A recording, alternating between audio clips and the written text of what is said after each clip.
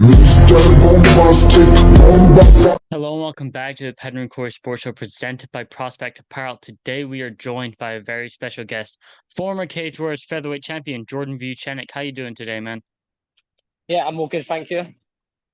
Very good, man. Let's talk about your big win in March. Reflecting on that fight, what were the emotions going into that, and then after the fight when you got the win? Yeah, I was definitely happy to get back in the win column again, and I was happy that I didn't reopen any of the previously open scars on my face. That was sort of the main thing. That was what was panicking me a bit, was the scar tissue I have. But fortunately enough, nothing happened to them. Very good, man. And was that the game plan? You know, it was a very grapple heavy approach. Was that the game plan going into it, or was it just something you felt early on in the fight? Yeah, no, that was the game plan. A lot of the times I've been trying to just be an entertainer with fights when I could have won them a lot easier than I did. You know, I was trying to keep them striking and anti-wrestling and stuff like that. Whereas now I'm just looking to win the fights. And I've got a very good ground game. So, yeah, that's going to be my thing. I'm just going to be MMAing guys up for the next few fights, you know, and it's going to make my cuts a lot less likely to be split open. Very good, man. And the crowd was special for that one. You know, you walked out with the energized MMA glasses, but the crowd was really just on your side. What was that like walking out to a crowd that was chanting your name? And you know, they always do when you're fighting in London. Yeah, that's it. It's amazing. It seems wherever I go, you know, people follow, and not even just people from my hometown. My hometown sport's amazing, but I just seem to get guys come from all over the country to watch me fight. People I've never met before, you know, just people that follow along with my career. So yeah, it's always amazing when I walk out just to see everybody's faces, you know. And yeah, it's definitely a special walkout when I walk out for fights. And the song you use, it's iconic now with the Cage Warriors name. Why the song? Can I just ask? Do you know what I had? My rule of thumb used to be I used to always change my walkout song every time I fought.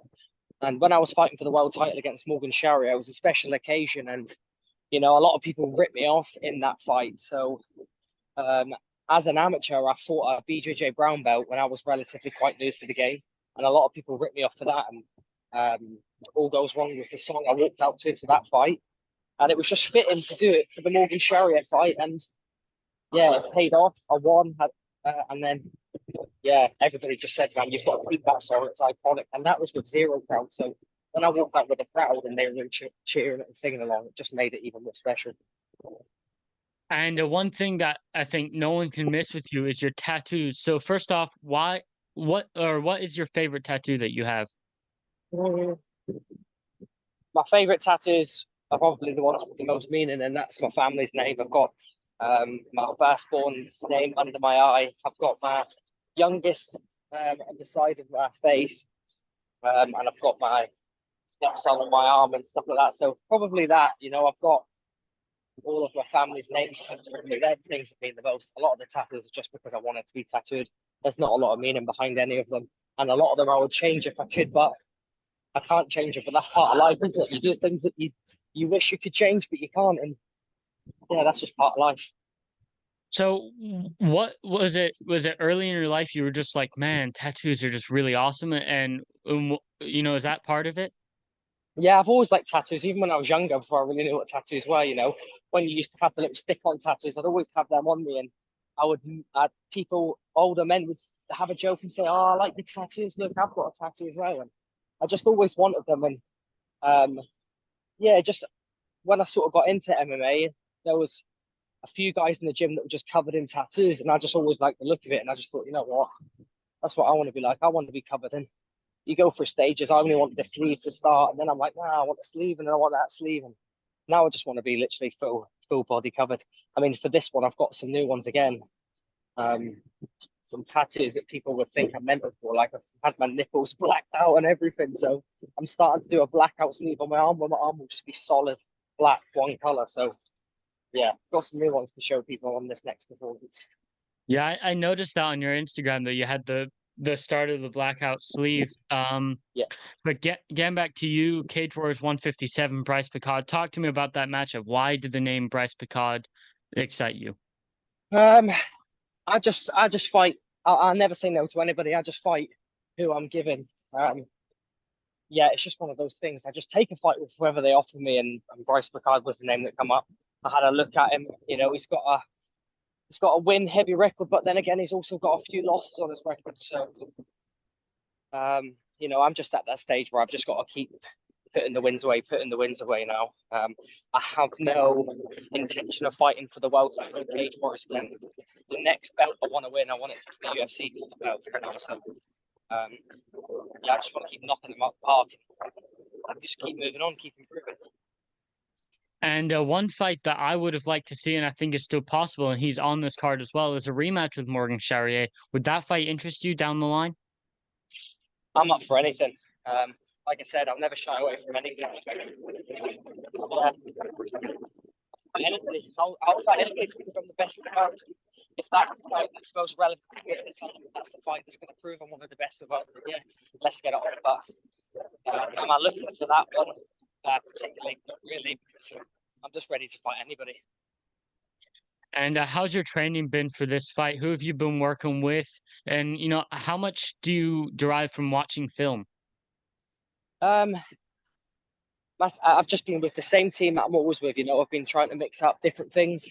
I'm just with the same team I'm always been with. I've took over a lot of the training myself this time.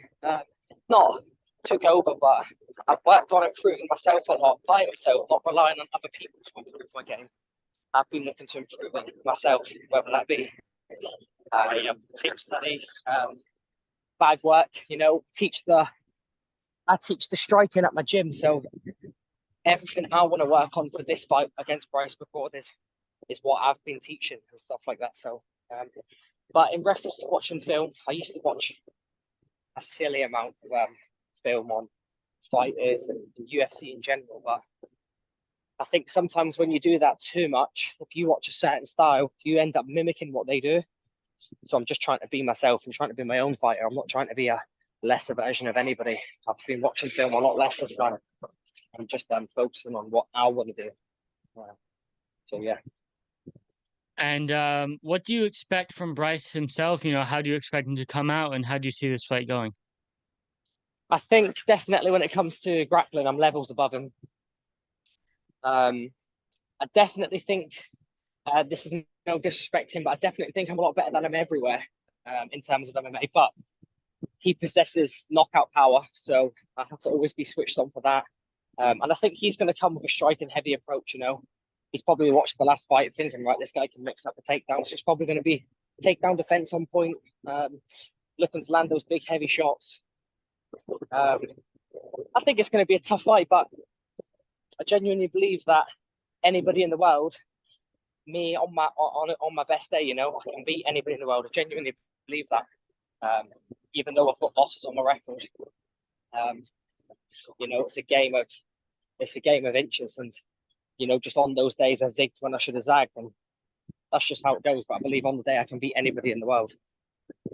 And if you leave this fight in London unscathed, I don't know if you know what the Cage Warriors guys are planning, but when would you like to get in the cage next?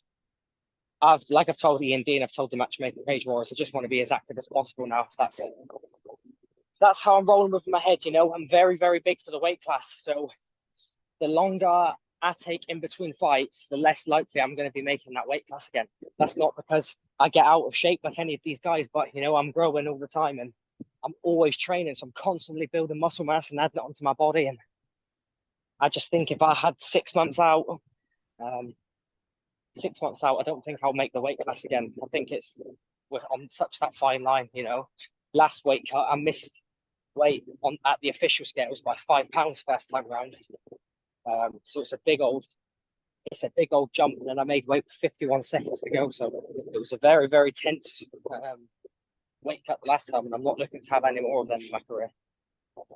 And before we get on to some other things, I want to ask you, how has becoming a parent changed you as a person and also as a fighter? It's definitely changed me. You know, I want to do everything for them. I want them to, when they grow up, to be proud of their dad and say to people, you know, yeah, my dad's Jordan Vucenic. And for the people that talk to, like, fucking, that's amazing. Like, I just want them to be proud of who I am, proud to be my sons. And you know, fighting now for them is, it's not just about me, it's fighting for them also, should I say. Yeah, I just want them to be able to say, yeah, my dad was one of the best to ever do it. That's my end goal now. And I want to ask you about some fights coming up. First off, the main event on the card, you're fighting at Mick Stanton versus James Webb 2. How do you see that fight going? I haven't, you know what, I don't really watch any of the higher weight classes, so I haven't studied either of them. So I can't really comment on that one. Yeah, I can't comment on it. Well, UFC 290 International Fight Week is this weekend. I don't know if you're going to be watching. I know you're in camp. Will you be watching? I know it's at 6 a.m. for us. Probably not. I never really watch them live. I always watch them on repeat. But you're going to ask me who I think's going to win the main event. Yeah, the main event, man. It's your weight class. Alexander Volkanovski versus Yair Rodriguez. Yep. I think Volkanovski's gonna win. I really like Yair.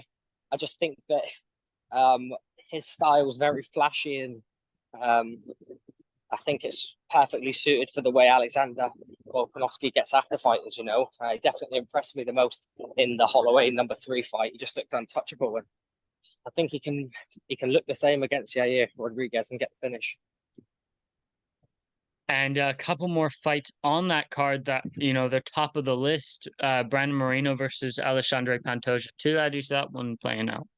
I haven't watched too much of them, but I like Brandon Moreno as a person, but skill-wise, I don't rate him too highly. I get he's a world champion, and I get he's definitely got an amazing skill set, but I just think he lacks in a lot of the things that he does.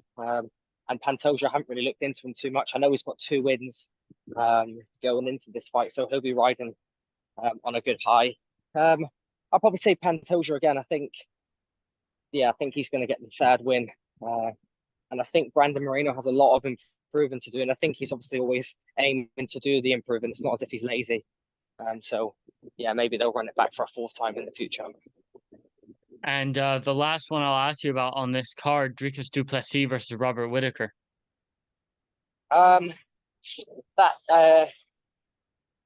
Dricus, whatever his name is, he's been looking good. He looked good against Till, and I know he got fought early and stuff like that, but he seems to be, again, riding a bit of a high. But, you know, the Reaper, Robert Whittaker, he seems to be the spoiler for a lot of these guys. I think it's if you beat him, you're fighting for the belt. And, yeah, it's very chalk and cheese between that. So I've seen a few things on the countdown where that Dricus has had his nose operated on so he can finally breathe. So you never know. We might see a completely different level of him.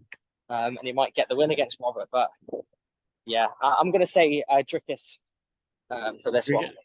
I think you're one of few people predicting for Dricus to win. But getting back to you, man, I know you don't live far from London, but are you a guy who likes to go into fight week in a hotel and stay in the city you're fighting at? Yeah, I normally have to. I mean, it'd be easier to be at home at my own home comforts. Everything's easier that way. But I normally, because I'm main card or main event, sometimes I need to be in London from the Wednesday, you know, doing the media obligation. So yeah, I'll be there from the Wednesday.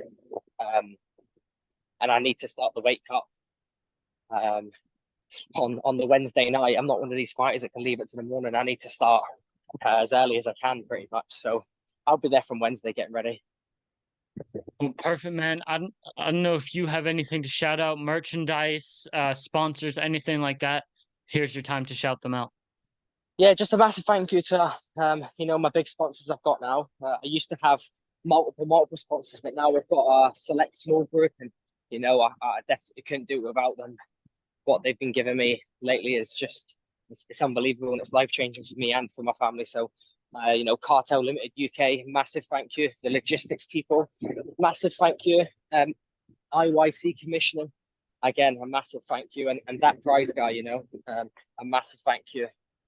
They're just, yeah, I know you say it every time, but I really couldn't do it without them. And fighters couldn't fight without the sponsors at the early stages of their career. So, yeah, massive shout out to them, and well done for every company that sponsors an up and coming fighter. You don't realize how much it can change their life. So if you are a company sponsoring someone, then yeah, respect to you. Perfect, man. Thank you so much for joining us, and good luck.